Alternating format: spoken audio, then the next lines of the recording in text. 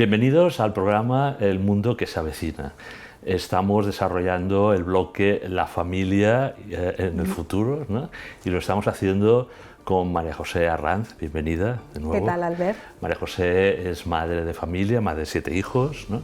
Y con ella pues ya hemos estado conversando en el capítulo anterior. Bueno, esos inicios bonitos en una familia, ¿no? Que es el descubrir la vocación para el matrimonio, el empezar un proyecto conjunto de vida, ¿no? En este segundo, si te parece, María José, pues ya estamos situándonos, ¿no? En un matrimonio que ya ha hecho esa andadura y que de alguna manera ese amor conyugal pues está como de alguna manera profundamente presente el Señor, ¿no? Sí, está sí, Dios, ¿no? Tengo por aquí anotado una frase que creo que la dijiste en algún sitio y me ha encantado, ¿no? Que es: la relación profunda con Dios es el oxígeno diario que necesitas para vivir tu vocación matrimonial, ¿no? ¿Qué quisiste decir con esto? Yo creo que todo el mundo que está casado ha percibido cómo es un proyecto que reclama todo de ti y en el que muchas veces tú te ves impotente para realizar, ¿no? Te encuentras con tus miserias, te encuentras con las miserias de la otra persona, con los defectos mutuos y hay momentos en los que dices: ¿cómo crecemos? ¿Cómo avanzamos? No, ¿no? Hay momentos, adelante, ¿verdad? claro, hay momentos de verdadera dificultad, ¿no? Sí. Y incluso teniendo muy buena voluntad los dos y habiendo amor entre los dos, pero siempre te pone un poquito en el límite, ¿no? Entonces, ahí es donde entra ese oxígeno, ¿no? Porque lo decíamos de alguna manera la semana pasada, cuando hablábamos del tema de cómo esa vida con Dios, ese amor tuyo a Dios, repercute en tu vida matrimonial, en la unión de los esposos y en capacitarte para cosas que ni con mucho pensabas que tú fueras a poder, ¿no? Con ellas. Yo creo que todos tenemos el recuerdo en nuestra retina de cosas que hemos visto admirables en nuestros padres y que nos han dejado con la boca abierta, y luego nos hemos visto a nosotros en tesituras parecidas y hemos salido adelante porque Dios, con esa gracia del sacramento, te da esa capacidad de volver tú a repetir cosas admirables que van más allá de tu capacidad, ¿no? Pero María José, a ver, sí. De momento somos uno antes del matrimonio, con nuestra relación personal con el Señor, ¿no? Y de repente tenemos que compartir en el matrimonio esa relación que habíamos tenido íntima, personal, ¿no? Cada uno de los esposos, ¿no? Con Dios, ¿no? Y ahora lo tenemos que trasladar, ¿no? A nuestra vida, a nuestro hábitat común. ¿Y cómo se hace esto, ¿no? Esta transición, ¿no? Yo creo que se inicia en el noviazgo, o sea, dando un lugar común a Dios en ese camino, y se consolida en el matrimonio. Quiero decir, lo que está claro es que para que Dios actúe en el matrimonio, ambos tienen que dejarle un espacio. Entonces, esa oración en común, esos ratos de compartir, incluso tu oración personal, o sea, mi marido y yo, no solo es que recemos en común, que hay momentos del día en que esa oración es común, pero también tienes momentos en los que tu relación con Dios es individual, lógicamente, pero lo que tú vives personalmente, también eso lo pones en común con tu esposo, ¿no? De tal manera que lo que tú vas viendo y lo que tú vas recibiendo del Señor, como todo lo demás de tu vida, lo pones en común.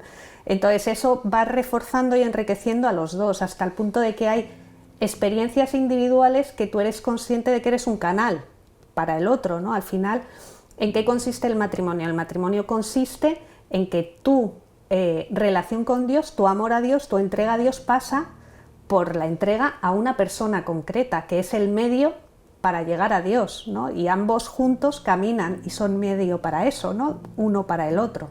Entonces eso va generando como una comunicación que hace que la comunión de personas sea cada vez más íntima, ¿no? Hasta el punto de que sientes al otro como parte hasta física de ti mismo, ¿no? Y le echas el vacío del otro, es un vacío que sientes corporalmente, ¿no? Pero ¿qué sucede si en ese transcurso, ¿no? de vida en común y de relación con el Señor, bueno, pues uno queda ahí como bloqueado, tibio, y a lo mejor pues el otro cónyuge pues vive, no sé, a través de un retiro concreto, una experiencia vital, pues una efusión mayor del Espíritu Santo, de la relación con el Sagrado Corazón de Jesús o con la Virgen, y el otro se queda ahí como mirando y diciendo, uy, no es lo mismo, no es la misma relación que habíamos tenido con el Señor. O sea, lo que está claro es que lo estático no existe. No existe. Y también es irreal pensar que esa comunión significa que los dos estemos siempre en el mismo punto, siempre en la comunicación ideal, siempre al mismo paso. Eso pasa en las películas. Exactamente, eso no existe. Muy bien. Pero lo que está claro es que Dios es el lazo de unión de los esposos. Entonces siempre Dios tiene que ser causa de comunión y nunca de ruptura. ¿Qué quiero decir con esto? Que por supuesto Dios es absolutamente libre y lo hace de derramarse en cada alma de acuerdo al plan providencial que tiene, ¿no? Pero Dios no te va a llamar a una vocación y al mismo tiempo ser obstáculo para que tú la puedas vivir. Entonces todo lo que Dios te da, lo da reforzando el matrimonio, que es la vocación a la que te ha llamado, ¿no? Entonces en eso no se puede contradecir a sí mismo. Y siempre que es muy normal también que en la vida matrimonial haya fases en las cuales, pues yo recuerdo, por ejemplo, ¿no? En nuestro noviazgo, pues la Virgen siempre ha sido un elemento esencial. Nos conocimos a los pies de una imagen peregrina de la Virgen de Fátima, nos acompañó durante todo el noviazgo y la Virgen siempre ha tenido un papel muy especial. Os mima, yo veo que os mima nuestra madre. En nuestra vida, ¿no? Y específicamente en el matrimonio, ¿no? Entre Juanjo y yo. Pero sin embargo, por ejemplo, la relación que yo tenía con el Señor, claro, a mí me habían formado en la devoción al corazón de Jesús, en una relación con Jesús en la Eucaristía muy intensa, muy personal, que no estaba en la vida espiritual de mi marido, bueno, de mi novio entonces y luego de mi marido. Entonces ahí hubo pues una comunicación de bienes, quiero decir. Pues yo le fui hablando de eso y descubriéndole algo que él conoció del Señor, pero a través de mí. Fuiste ese instrumento. Claro, lo mismo que yo he recibido otros bienes a través de él, como puede ser la generosidad, por ejemplo. Esa es la comunión auténtica de los esposos, ¿no? En el Señor, esas misiones que, como tú comentabas al principio del programa, ¿no? De los capítulos, cada uno tenemos una misión personal, ¿no? Claro, un plan. Y además particularmente curioso es que dentro de la devoción al corazón de Jesús, el Señor hace una promesa que es que llevará grabado en el corazón los nombres de los que promuevan esa devoción. Entonces, bendice, o sea, se derrama el corazón de Jesús, pero te llama también a que tú seas un canal de difusión de esa devoción para otros, ¿no? Y en mi caso, pues fue específicamente para mi marido, ¿no?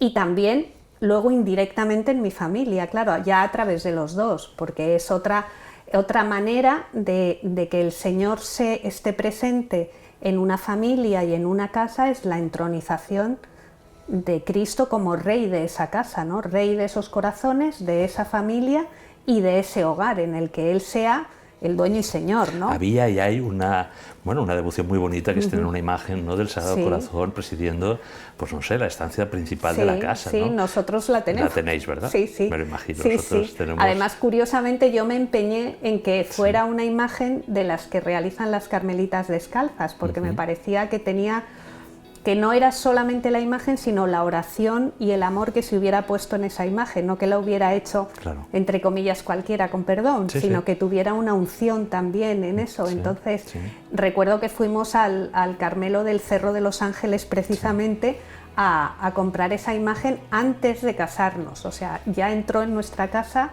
desde el día 1, vamos. Eso es bonito. Y con él entró la felicidad y la alegría, porque en ese amor conyugal, ¿no? ¿Qué papel? O sea, hay que transmitirlo esto con alegría, ¿no? Me imagino que a pesar de los sufrimientos, ¿no? La vida voy a da contar golpes, pero... una anécdota que igual me regañas porque es de uno de mis hijos, pero no, a lo mejor te regaña tu hijo, yo no. Aunque no es el tema el de los hijos, me parece muy ilustrativa. O sea, el corazón de Jesús... presente, o sea, es un signo esa imagen, ¿no? De una presencia real, pero que no se ve con los ojos, se ve con la fe. Pero te acompaña en lo que es la vida ordinaria, quiero decir, que tiene alegrías que vas a compartir ahí, que te da paz, que te da serenidad ante los problemas y que cuando tienes un momento de angustia también acudes ahí, ¿no? Es un lugar de oración en casa, ¿no? Y esto es una anécdota para reírnos, pero quiero decir, en mi casa somos muy futboleros, decimos siempre primero el Señor y luego el Real Madrid, con perdón de los que no lo sean. Entonces, hay una imagen del corazón de Jesús, pero recuerdo a mi hijo pequeño, que debía tener unos 6 años o algo así, iba perdiendo el Real Madrid en un partido esencial en el que se jugaba el campeonato de la Champions, ¿no? Sí. Y entonces recuerdo que cuando estábamos ya a tiempo de descuento, la cosa estaba tal, recuerdo salir corriendo él e ir a todo correr al salón delante de la imagen del corazón de Jesús y rezar con todo el corazón en voz alta, que se le saltaban las lágrimas pidiendo. Bueno, pues a ver, que esto no es así, pero es un ejemplo, pero pues marcó el Real Madrid y ganó la Champions. Y mi marido decía medio en broma, esto ha sido una confirmación de la fe para nuestro hijo, o sea, claro. Pero es un ejemplo muy superficial, pero que ilustra, digamos, en la inocencia de un niño, como ese lugar, la presencia que tiene en vuestra casa, ¿no? Y la presencia de Cristo. Esto va a ser interesante en el programa de cómo transmitimos la fe a nuestros hijos, ¿no? Pues cómo se vive en casa esto, ¿no? Claro, forma parte de la vida ordinaria, ¿no? Por lo tanto, en esa alegría, en esa felicidad, ¿no?, que nos da el estar conectados, si tú quieres decirlo así, ¿no? Nuestros corazones, nuestro amor conyugal con el Sagrado Corazón de Jesús, ¿no? Pues estaba un poco la clave de un buen matrimonio, ¿no?, en donde el Señor esté presente, ¿no? Y si uno de ellos, si uno de los dos cónyuges pierde la fe, o sea, vamos a ponernos en el caso, ¿no?, de que por alguna circunstancia, ya no solo esa que decíamos antes, ¿no?, de una tibieza, y el otro, pues, sino simplemente que tú te has casado con una persona, pues, que tenía un proyecto de vida, que tenía, pues, esa educación, ¿no?, en el cristianismo y tal, y de repente, al cabo de un tiempo, unos años, pierde la fe y tenemos que tirar adelante con un proyecto en común. Ya no digamos si es respetuoso, pero a lo mejor puede ser que no, ¿no? Que no quiera que se confirmen nuestros hijos, y eso te lo encuentras a posteriori, ¿no? ¿Cómo podemos llevar eso? Seguramente con el Señor, pero ¿cómo se puede hacer? O sea, ¿no? Yo creo que primero, o sea, hay que rezar mucho. Yo creo que hay que demostrar mucho amor a la otra persona, en el sentido de que eres tú el que está en conexión con la fuente del amor. O sea, hay que darse cuenta también de que esa circunstancia, el que más sufre es el que no tiene fe. Parece, o sea, tendemos a pensar que el que conserva la fe es un poco víctima de esa circunstancia, pero sin embargo, el que más sufre es la persona que no tiene fe. ¿Por qué? Porque ha cortado, digamos, la comunicación de la gracia en su vida. Entonces está solo en su sufrimiento, solo en sus problemas, solo. Y además de esa soledad, eso también repercute en la unión del matrimonio, con lo cual su única vía de comunión con Dios, de comunicación con Dios, es a través de su esposa o de su esposo. Con lo cual, el que conserva la fe tiene que ser muy consciente de que ahora tiene que redoblar su vida de fe, su vida espiritual, y que además tiene que ser transmisor del amor de Dios para el otro. Entonces, tiene que tener esa capacidad de sobreponerse a su propio dolor, a su propia soledad, para darse al otro. Y luego, que Dios le ilumine y que les dejara actuar al Señor en función de los signos y de las pistas que le vaya dando en las circunstancias, para poder hablar de cada cosa con su esposo. Porque es verdad que muchas veces hacemos de cosas que son buenas un caballo de batalla. Quiero decir, pues por ejemplo, el ejemplo que tú decías de la confirmación de los hijos. El que no tiene fe se cierra en banda y dice que no quiere que se confirme. Si tú entras ahí como en una lucha de yo contra ti, tú contra mí, mi posición, yo no sé o tal, pues eso se va a enquistar aún más. O sea, hay que procurar cambiar el marco, ¿no? Y hacer ver que no es una lucha y que él tiene tanto que decir como tú, pero hacerle ver el bien de eso independientemente de su posición en ese momento. Pero vamos, yo creo que lo fundamental la oración y el sacrificio por el otro cónyuge. Yo tengo una experiencia muy bonita de lo que contaba antes de mis padres, de cómo mi madre, claro, durante el noviazgo con mi padre, que era una persona que no tenía formación religiosa, sí muchas virtudes humanas, que se aproximó un poco a Dios en el noviazgo. Yo creo que por adorar un poco al santo por la peana, mi madre entró en una práctica religiosa un poquito en el noviazgo y en el matrimonio volvió a su vida de antes, ¿no? Entonces mi madre se encontró con una vida religiosa al lado de un hombre muy bueno y que la quería mucho, pero que no pisaba la iglesia. Entonces ella vivió toda su vida una vida de fe en soledad.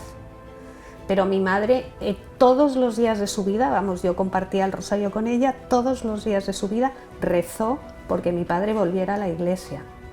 Y al final de su vida tuvo una hepatitis sin diagnosticar muchos años, y cuando ya los médicos la vieron, ya le quedaban como 6 meses de vida. Dios le dio la vida justa y necesaria para que se volviera a Dios y que mi madre lo pudiera ver.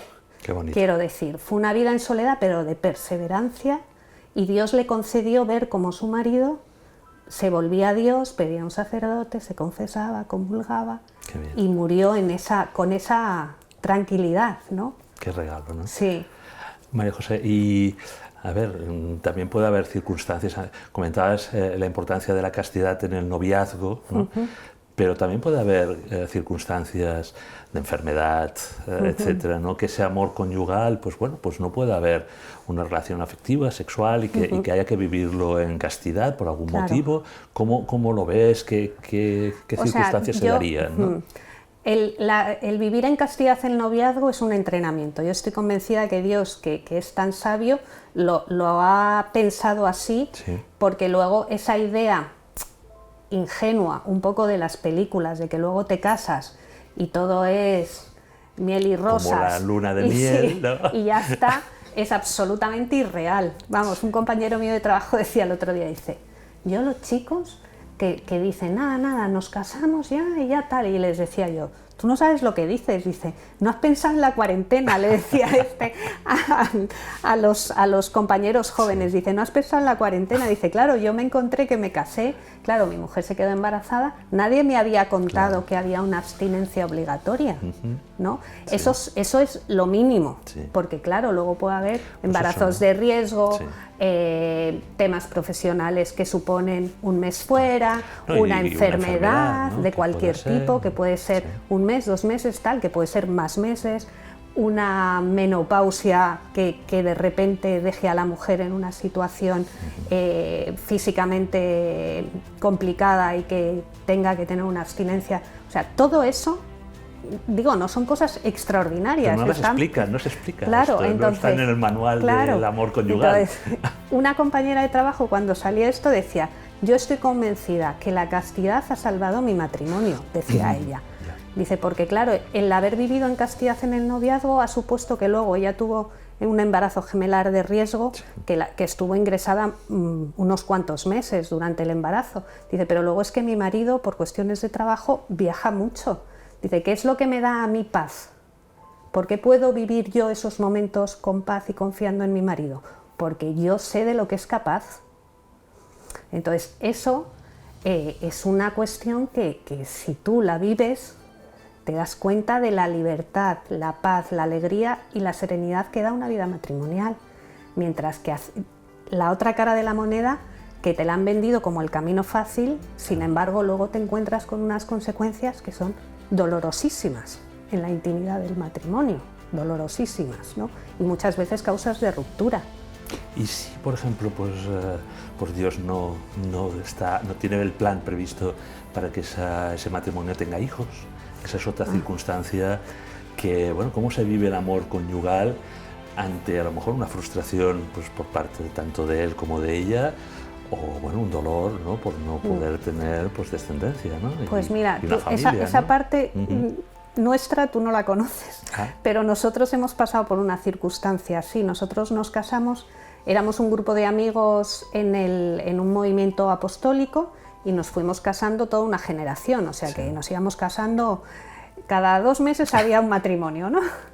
Y lo normal, claro, se iban de luna de miel, tal, no sé qué, volvían a los meses, tal, estoy embarazada, tal. Nos casamos nosotros y pasaban los meses y yo no me quedaba embarazada. Y claro, veíamos a los demás y aquello se convirtió realmente en un sufrimiento para nosotros, ¿no? O sea, yo ver a una señora embarazada o un bebé, a mí se me saltaban las lágrimas. O sea, ver a unos amigos que daban esa noticia, o sea, para mí era un dolor, ¿no? Y fue un dolor para los dos, porque además supuso también una prueba de fe, porque lo primero que se te ocurre decir es tantos matrimonios que no quieren tener hijos y nosotros que sí queremos, ¿por qué Dios no nos lo concede?